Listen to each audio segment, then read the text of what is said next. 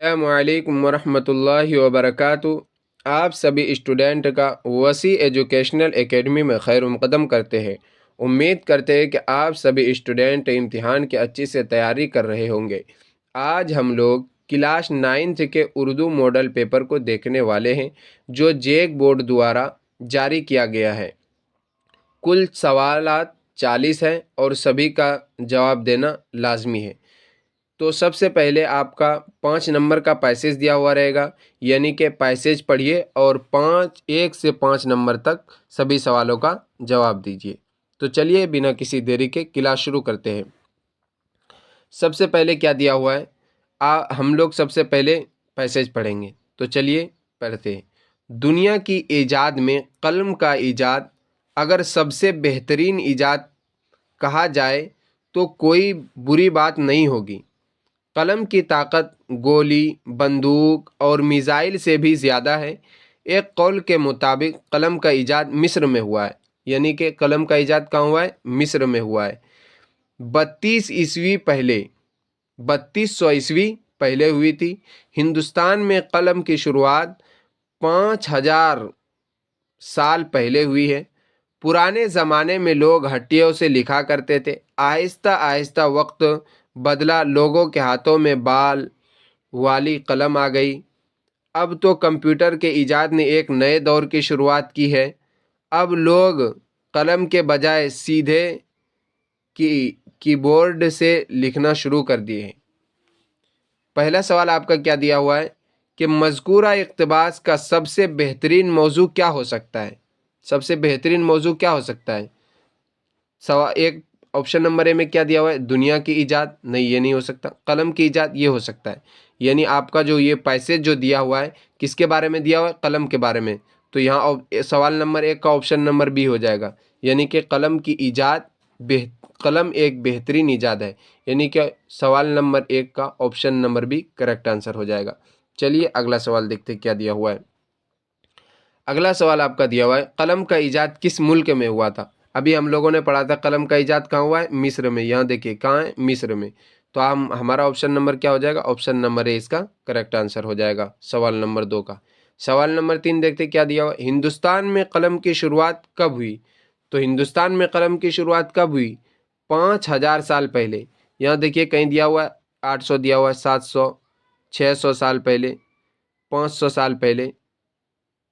Option number B इसमें किसी में नहीं दिया हुआ है, यानी कि आप यहाँ पर लगा लीजिएगा। जैसे डी में कुछ भी नहीं दिया हुआ है तो यहाँ क्या लगा लीजिएगा कि 5000 साल पहले, यानी ऑप्शन नंबर डी इसका मान लीजिए, इसमें ऑप्शन में नहीं दिया हुआ है। चलिए अगला सवाल देखते क्या दिया हुआ है। अगला सवाल दिया हुआ है कि पुराने ज़माने में लोग किस चीज़ से लिखा करते थे? अभी हम लोगों ने ऊपर में पढ़ा था, किस चीज़ से लिखा करते थे? हड्डियों से। ऑप्शन नंबर सी इसका करेक्ट आंसर हो जाएगा, यानी पुराने ज़माने में लोग किससे लिखते थे? हड्डियों से। अगला सवाल देखते क्या दिया हुआ है, नए दौर की शुरुआत किसने की? नए दौर की शुरुआत किसने की? अभी हम लोगों ने ऊपर में पढ़ा था, किसने की थी? कंप्यूटर ने नए दौर की शुरुआत, यानी ऑप्शन नंबर बी इसका करेक्ट आंसर हो जाएगा। सवाल नंबर 5 का option number B correct answer हो जाएगा। चलिए आगे देखते हैं। आगे हमारा ग्रामर से सवाल दिए हुए हैं। कुल 4 सवालात ग्रामर से दिए गए। चलिए सब बारी बारी से देखते हैं। सवाल नंबर 6, इनमें से इस्म की मिसाल कौन सी है? रांची। रांची क्या है? एक इस्म है। ऑप्शन नंबर ए इसका करेक्ट आंसर हो जाएगा। रांची क्या है? एक इस्म है। अगला सवाल देखते क्या दिया हुआ है कि लड़की का मुज़क्कर क्या है? लड़की का मुज़क्कर क्या है? लड़की का मुज़क्कर क्या होगा? लड़का होगा। देखिए ऑप्शन में कहाँ दिया हुआ है? ऑप्शन नंबर सी में दिया हुआ है। लड़की का मुज़क्कर क्या होगा? लड़का, यानी ऑप्शन नंबर सी इसका करेक्ट आंसर हो जाएगा। अगला सवाल देखते क्या दिया हुआ है। अगला सवाल दिया हुआ है, मुल्क का जमा बताएं। मुल्क का जमा क्या होगा? ममालिक। कहाँ दिया हुआ है? Option number D. मुल्क का जमा ममालिक, यानी सवाल नंबर 8 का option number D correct answer हो जाएगा। अगला सवाल देखते क्या दिया हुआ है। अगला सवाल दिया हुआ है, मैं स्कूल किया था। किया था नहीं, ये गया था होगा। क्या होगा? ये गया था। मैं स्कूल गया था। ये जुमला किस ज़माने में है? हाल का है या मुस्तकबिल का है या माजी का है? तो किसका होगा? ये माजी का, यानी ऑप्शन नंबर सी इसका करेक्ट आंसर हो जाएगा।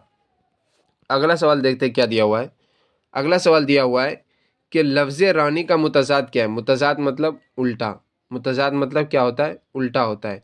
तो रानी का उल्टा क्या होगा, रानी का उल्टा क्या होगा, राजा, यानी कि ऑप्शन नंबर डी इसका करेक्ट आंसर हो जाएगा। इसी तरह अगर आपसे पूछे कि शहजादा का उल्टा क्या होगा, तो शहजादा का उल्टा क्या होगा, शहजादी होगा, लेकिन यहाँ रानी का पूछा गया है तो रानी का उल्टा क्या होता है, राजा, यानी ऑप्शन नंबर डी इसका करेक्ट आंसर हो जाएगा।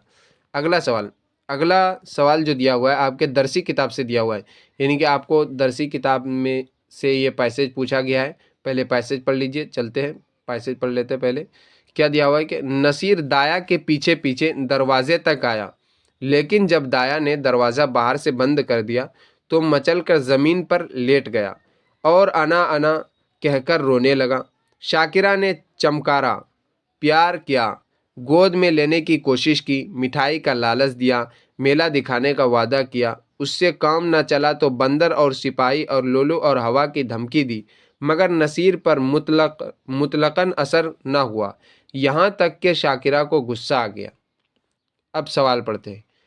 क्या दिया हुआ है, मज़कूरा एक इबारत किस सबक से लिया गया है, यानी कि ये पैसेज जो लिया गया है ये किस सबक से लिया गया है, तो किस सबक से लिया गया है, हाजे अकबर से।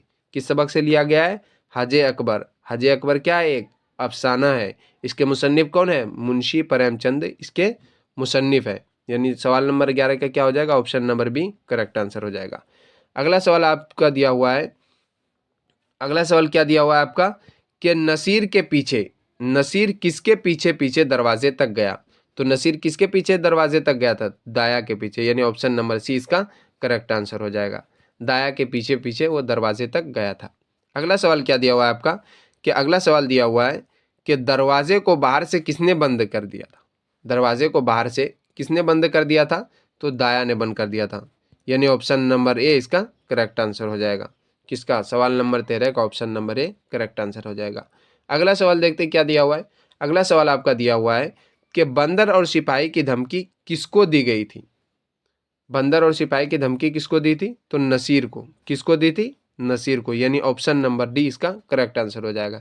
अगर आपसे ये पूछता कि बंदर और सिपाही की धमकी किसने दी थी, तो किसने दी थी, शाकिरा ने। किसने दी थी, शाकिरा ने नसीर को दी थी। यह option number D correct answer हो जाएगा। अगला सवाल क्या दिया हुआ है आपका, किसको गुस्सा आ गया था, तो किसको गुस्सा आ गया था, शाकिरा को, यानी ऑप्शन नंबर बी इसका करेक्ट आंसर हो जाएगा। अगला सवाल देखते क्या दिया हुआ है। अगला सवाल आपका दिया हुआ है कि ज़ैल सवालात को गौर से पढ़ा और दिए गए जवाबात में सही जवाब को चुनकर लिखें, यानी ये भी आपका किताब से ही पूछा गया है। तो क्या दिया हुआ है, हिंदुस्तानी घरानों में चारपाई को किस काम के लिए इस्तेमाल किया जाता है। ए में क्या दिया हुआ है, सोने के लिए, बी में बैठने के लिए, सी में दोनों सही है, यानी ऑप्शन नंबर सी इसका क्या हो जाएगा, करेक्ट आंसर हो जाएगा। चारपाई का हम लोग क्या करते हैं, सोने के लिए भी यूज़ करते हैं और बैठने के लिए भी यूज़ करते हैं। अगला सवाल क्या दिया हुआ है आपका कि हाजे अकबर, क्या दिया हुआ है, हाजे अकबर किस अफसाने, हाजे अकबर अफसाना किसने लिखा है, हजे अकबर का अफसाना किसने लिखा है, यानी ये पूछ रहा है आपसे कि हजे अकबर के मुसन्निफ कौन है, तो हजे अकबर के मुसन्निफ कौन है, मुंशी प्रेमचंद। हजे अकबर के मुसन्निफ कौन है, Munshi Premchand, option number D इसका करेक्ट आंसर हो जाएगा। और अगर आपसे पूछे कि रशीद अहमद सिद्दीकी ने क्या लिखा है, तो क्या लिखा है, चारपाई लिखा है। सर सैयद अहमद खान ने क्या लिखा है, तो गुजरा हुआ ज़माना।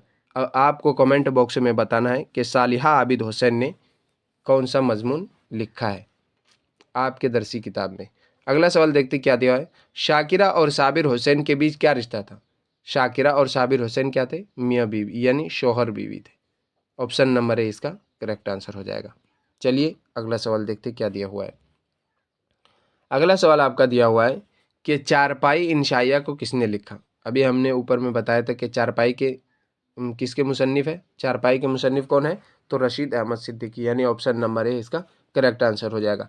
कभी कभी आपसे ये भी सवाल पूछ सकता है कि चारपाई क्या है, इंशाइया है कि अफसाना है कि मजमून है कि ड्रामा है, तो अफसाना, चारपाई क्या है, इंशाइया है। अगर कभी आपसे पूछे कि चारपाई क्या है, तो चारपाई इंशाइया है। यहाँ आपसे पूछा गया है कि चारपाई को किसने लिखा है, तो रशीद अहमद सिद्दीकी ने लिखा है। अगला सवाल आपका दिया हुआ है कि सही जोड़ा मिलाएं। सवाल नंबर 20 में क्या दिया हुआ है, सही जोड़ा मिलाएं, यानी कौन कौन सा ऑप्शन सही है। गुजरा हुआ ज़माना सर सैयद अहमद खां, सही है, बात है कि गुजरा हुआ ज़माने के मुसन्निफ कौन है, सर सैयद अहमद खां है। चारपाई रशीद अहमद सिद्दीकी, ये भी सही है, चारपाई के मुसन्निफ कौन है, रशीद अहमद सिद्दीकी। देहात की ज़िंदगी अब्दुल हलीम शरण, ये भी सही है। तो इसका option number D correct answer हो जाएगा, यानी कि सभी सही है। अगला सवाल देखते हैं क्या दिया हुआ है। अगला सवाल आपका दिया हुआ है कि नज़ीर अहमद की कहानी कुछ उनकी और कुछ मेरी ज़मानी, इस कहानी में किसके बारे में बात की गई है। तो इस कहानी में किसके बारे में बात की गई, मौलवी नज़ीर अहमद के बारे में, यानी ऑप्शन नंबर बी इसका करेक्ट आंसर हो जाएगा। अगला सवाल देखते हैं क्या दिया हुआ है आपका कि ज़ैल में फ़न अफसाना की खासियत क्या है। ज़ैल में फ़न अफसाना की खासियत क्या है। तो अफसाना में फ़न कैसे आएगा, उसमें शायर होगी नहीं। बी में क्या दिया, उसमें इंशायापन होगा। हाँ, अफसाना में इंशायापन होगा तो पढ़ने में मज़ा आएगा, यानी फ़न होगा। तो ऑप्शन नंबर बी इसका करेक्ट आंसर हो जाएगा। अगला सवाल देखते हैं क्या दिया हुआ है आपका। अगला सवाल दिया हुआ है शेख साहब, मीर साहब, मिर्ज़ा साहब, रौनक बेगम, ये सब किस ड्रामे का किरदार है। तो किस ड्रामे का किरदार है, खुदा हाफिज़, यानी ऑप्शन नंबर ए इसका करेक्ट आंसर हो जाएगा। क्योंकि आपके दरसी किताब में एक ही ड्रामा है जिसका क्या नाम है, खुदा हाफिज़ है। तो ये सब किसके होंगे, खुदा हाफिज़ के ही होंगे। चलिए अगला सवाल देखते क्या दिया हुआ है। गुजरा हुआ ज़माना मजमून आपकी किताब में किस सिन्फ में शुमार किया गया। तो गुजरा हुआ ज़माना जो है किस सिन्फ में शुमार किया है। सिन्फ का मतलब ये होता है कि बताए कि वो इंशाया है, कि अफसाना है, नावल है, कि मजमून है, क्या है, ये बताना है आपको। तो गुजरा हुआ ज़माना ये क्या है, इंशाया है। गुजरा हुआ ज़माना क्या है, इंशाया है। ऑप्शन नंबर ए इसका करेक्ट आंसर हो जाएगा। अगला सवाल देखते क्या दिया हुआ है। टेलीविज़न, ईमेल और इंटरनेट को कहा जाता है। टेलीविज़न, ईमेल और इंटरनेट को क्या कहा जाता है। तो क्या कहा जाता है, इंफॉर्मेशन टेक्नोलॉजी, यानी इसके ज़रिए हम इंफॉर्मेशन ही ना तलाश करते हैं। जैसे मान के चलिए इंटरनेट होता है तो कोई भी चीज़ बड़ी आसानी से गूगल से ढूंढ सकते हैं। तो इसका ऑप्शन नंबर डी इसका क्या हो जाएगा, करेक्ट आंसर हो जाएगा। चलिए आगे देखते क्या दिया हुआ है। अगला सवाल क्या दिया हुआ है कि ज़ैल के नज़्म को गौर से पढ़िए और दिए गए सवालात के जवाब चुनकर लिखें। सही जवाब चुनकर लिखें। क्या दिया हुआ है, दुनिया के महफिलों से उकता गया हूँ यारब, क्या लुत्फ़ अंजुमन का जब दिल ही बुझ गया हो। शोहरत से भागता हूँ दिल ढूंढता है मेरा, ऐसा सुकूत जिस पर तकरीर भी फिदा हूँ। मरता हूँ खामोशी पे ये आरज़ू है मेरी, दामन में कोह के एक छोटा सा झोपड़ा हो। चलिए सवाल देखते क्या क्या दिया हुआ है। सवाल दिया हुआ है मुंदरजा बाला अशार किस नज़म से लिया गया है। ये जो अभी हम लोगों ने ऊपर में अशार पढ़े किस नज़म से लिया गया है। तो एक आरज़ू, किस नज़म से लिया गया है, एक आरज़ू, यानी ऑप्शन नंबर ए इसका करेक्ट आंसर हो जाएगा। नज़म एक आरज़ू के लिखने वाले कौन है, यानी कि नज़म एक आरज़ू जो है उसके मुसन्निफ़ पूछ रहे, तो उसके मुसन्निफ़ कौन है, मोहम्मद इकबाल। कौन है, Mohammad Iqbal. Option number B इसका करेक्ट आंसर हो जाएगा। अगला सवाल दिया हुआ है लफ्ज़ अंजुमन के क्या माने हैं, यानी कि अंजुमन जो लफ्ज़ है उसके क्या माने हैं। तो अंजुमन के माने क्या होते हैं, महफिल होते हैं, यानी ऑप्शन नंबर ए इसका करेक्ट आंसर हो जाएगा। अगला सवाल दिया हुआ है शायर ने नज़्म में किस आरजू का इजहार किया है। किस आरजू का इजहार किया है, छोटे से झोपड़े की। किस आरजू का इजहार किया है कि क्या हो, मेरा छोटा सा झोपड़ा हो, यानी ऑप्शन नंबर बी इसका करेक्ट आंसर हो जाएगा। अगला सवाल देखते क्या दिया हुआ है। अगला सवाल दिया हुआ है आपका कि शायर अपना छोटा सा झोपड़ा कहाँ बनाना चाहता है, यानी शायर जो छोटा सा झोपड़ा बनाना चाहता है वो कहाँ बनाना चाहता है। तो दामने को, यानी पहाड़ के दामन में। ऑप्शन नंबर सी इसका करेक्ट आंसर हो जाएगा। अगला सवाल आपका दिया हुआ है सवाल नंबर 31। क्या दिया हुआ है, सही जोड़ा मिलाए, सुख की तान, ये भी सुख की तान मीरा जी। ऑप्शन ए में क्या दिया हुआ है, सुख की तान मीरा जी, ठीक है।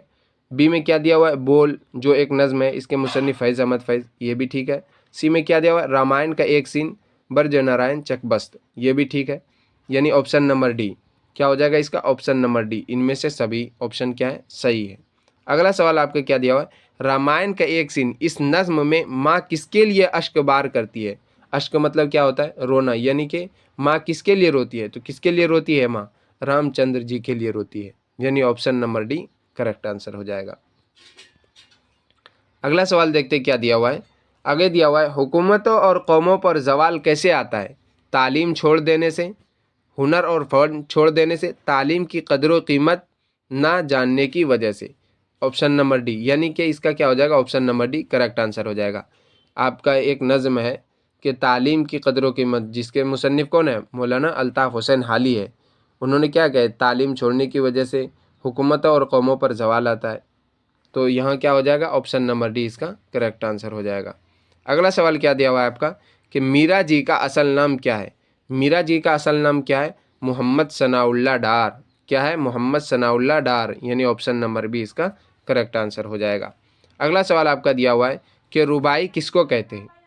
रुबाई किसको कहते हैं, किसको कहते हैं जिसमें 4 मिसरे होता है। ऑप्शन में कहाँ, ऑप्शन नंबर डी, यानी ऑप्शन नंबर डी इसका करेक्ट आंसर हो जाएगा, जिसमें 4 मिसरा हो। रुबाई में क्या होता है, रुबाई में 4 मिसरा होता है। रुबाई में क्या होता है कि रुबाई में 4 मिसरा होता है, जिसका पहला, दूसरा और चौथा मिसरा क्या होता है, हम काफिया होता है। पहला, दूसरा और चौथा मिसरा क्या होता है, हम काफिया होता ही है। कभी कभी सभी मिसरा यानी चारों मिसरा हम काफिया होता है, लेकिन हमेशा पहला, दूसरा और चौथा मिसरा हम काफिया होता है। और रुबाई का सबसे जानदार मिसरा कौन सा होता है, तो चौथा मिसरा रुबाई का सबसे जानदार मिसरा होता है। चलिए आगे देखते हैं क्या दिया हुआ है। आगे आपका खत दिया हुआ है, उसे भरना है। देखते हैं क्या क्या दिया हुआ है। पहले आपका क्या दिया हुआ है, जनाबे आली खाली जगह अब grade high school Palamu Jharkhand. यहाँ देखते हैं क्या 36 में क्या भराएगा, जनाबे आली प्रिंसिपल साहब। यहाँ क्या भराएगा, प्रिंसिपल साहब। क्या भराएगा वहाँ पर, प्रिंसिपल साहब, जनाबे आली प्रिंसिपल साहब, यानी ऑप्शन नंबर है इसका करेक्ट आंसर हो जाएगा 36 नंबर का। आगे क्या दिया हुआ है, खाली जगह 4 दिनों तक, 4 दिनों की छुट्टी के बारे में। खाली जगह यानी कि वहाँ, यहाँ पर क्या लिखाएगा, मौजू, यानी ऑप्शन नंबर है इसका करेक्ट आंसर हो जाएगा। क्या हो जाएगा, मौजू। 37 नंबर में क्या भराएगा, मौजू, यानी ऑप्शन नंबर है इसका करेक्ट आंसर हो जाएगा। मौजू 4 दिनों की छुट्टी के बारे में। आगे देखते क्या दिया हुआ है। अर्ज दरख्वास्त ये है कि कई दिनों से मेरी तबीयत मुसलसल ख़राब चल रही थी। आज चेकअप कराने से डेंगू का पता चला है, इसलिए डॉक्टर साहब ने 4 दिन तक आराम का मशवरा दिया। इसलिए हुजूर आली से गुजारिश है कि मुझे खाली जगह की छुट्टी दी जाए।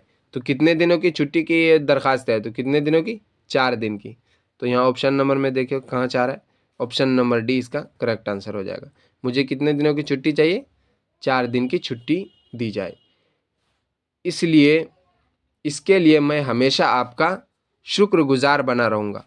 शुक्रगुजार यानी ऑप्शन नंबर डी इसका करेक्ट आंसर हो जाएगा, शुक्रगुजार बना रहूँगा। 29 नंबर में क्या आएगा, ऑप्शन नंबर डी, शुक्रगुजार बना रहूँगा। आपका खाली जगह, आपका फर्माबरदार, क्या आएगा यहाँ पर, आपका फर्माबरदार, ऑप्शन नंबर सी इसका करेक्ट आंसर हो जाएगा। 40 नंबर का क्या हो जाएगा, ऑप्शन नंबर सी इसका करेक्ट आंसर हो जाएगा। अगर आप लोगों को वीडियो अच्छी लगी हो तो लाइक करें और सब्सक्राइब करें, और सभी दोस्तों तक इस वीडियो को शेयर करें ताकि वो भी पढ़कर फैज़ हासिल कर सके और उर्दू पढ़ने लिखने का ज़ौक़ पैदा हो।